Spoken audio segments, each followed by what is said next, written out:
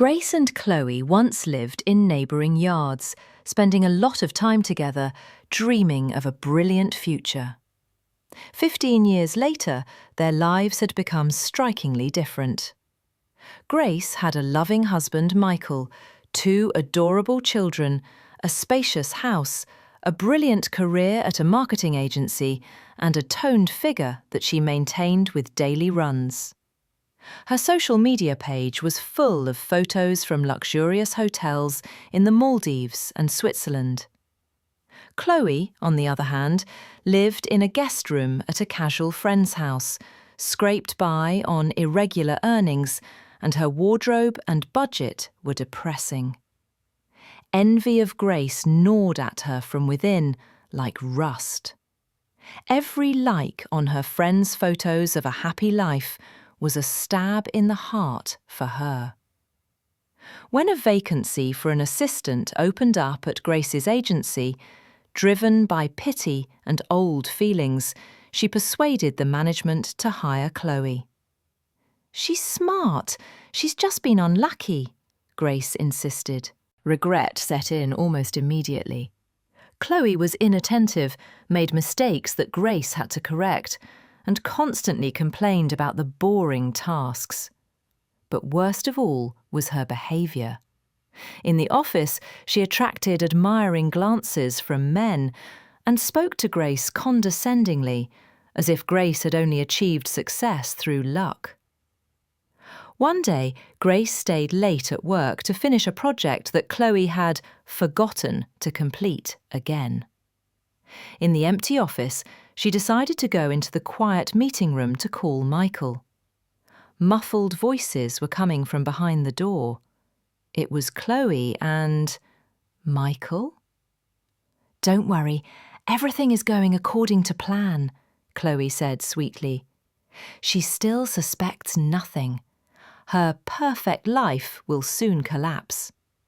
When she fails the new contract, her position will be shaken. "And have you already prepared the documents for the division of assets?" Michael's voice, cold and businesslike, a voice she had never heard before. "Yes, your job is to make sure the failure is loud and public." After she's fired, she'll be morally crushed, and the court will be on my side. The house, the children, half the assets, and then we can finally be together. Grace leaned against the wall, unable to breathe. The world she had so carefully built crumbled to dust with a single conversation. But the shock gradually gave way to icy fury. She quietly moved away from the door, clenching her teeth. If they want war, they'll get it.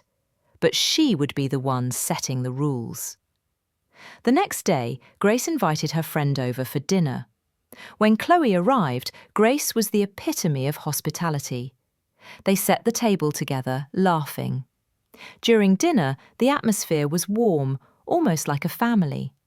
Michael told jokes, and Chloe hung on his every word. When dessert was served, Grace suddenly said softly, "You know, I was tidying up the dressing room today and found something interesting. A pair of tickets to a villa in the Seychelles for next week, in the names of Michael and Chloe." An escape plan? Only, for some reason, without me. A deathly silence fell in the room. This isn't what you think," Michael gasped. "Stop it," Grace cut him off. Her voice was quiet, but there was such power in it that Michael flinched. "I heard everything. Everything. Starting with how you were discussing how Grace's perfect life will soon collapse. My house, my children." She stood up, and her figure in the silk robe suddenly seemed not vulnerable, but regal and unapproachable. "Chloe, your things are already packed. They're waiting for you on the porch. You will never set foot here again." "Michael," she turned to her husband, "the lawyer will contact you tomorrow morning. In the meantime, I ask you to leave our house. You can take your toothbrush and that suitcase that, as I noticed, you've already started packing in the guest room in case of my business trip." They sat there, devastated, unable to utter a word. Their insidious, petty plan had been exposed not with shouting and a scandal, but with chilling calmness and irrefutable evidence, presented like an elegant, theatrical gesture.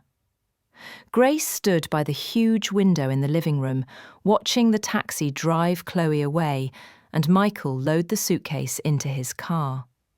The children were sleeping soundly upstairs, completely unaware.